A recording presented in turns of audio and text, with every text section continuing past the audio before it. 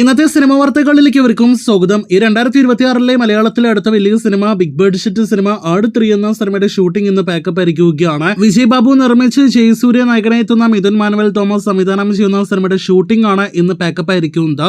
127 ദിവസങ്ങൾ എടുത്താണ് 9 മാസങ്ങളിലായി സിനിമയുടെ ഷൂട്ടിംഗ് പൂർത്തിയാക്കിയിരിക്കുന്നത്. സിനിമ മാർച്ച് 19 തന്നെ തിയേറ്ററുകളിലേക്ക് എത്തുമെന്ന് ഇന്നൊരിക്കൽ കൂടി പ്രൊഡക്ഷൻ ഹൗസ് അറിയിച്ചിട്ടുണ്ട്. വിഎഫ്എക്സിന് അടക്കം പ്രാധാന്യമുള്ള സിനിമ വർക്കുകളെല്ലാം തന്നെ പൂർത്തിയാക്കി മാർച്ചിൽ തന്നെ തിയേറ്ററുകളിലേക്ക് എത്തുമോ എന്ന് ഇപ്പോഴും നാം സംശയത്തോടെ ഉറ്റുനോക്കുന്നു.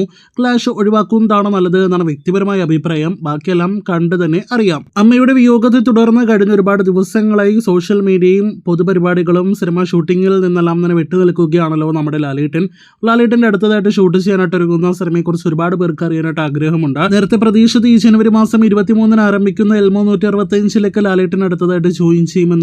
എന്നാൽ അതിലേക്കെല്ലാം മറിച്ച് അതിനു മുന്നേ തന്നെ 2 സിനിമകളിൽ ലാലേട്ടൻ അഭിനയിച്ചേക്കുമെന്നൊരു റിപ്പോർട്ടാണ് ലഭ്യമാകുന്നത്.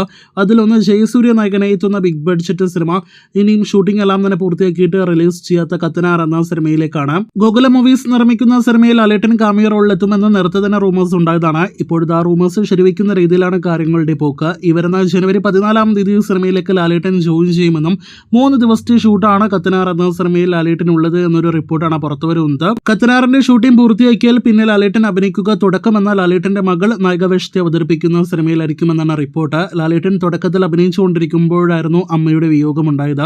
ഡിസംബർ അവസാനത്തോടെ ലാലേട്ടൻ ജോയിൻ ചെയ്തതുമാണ്.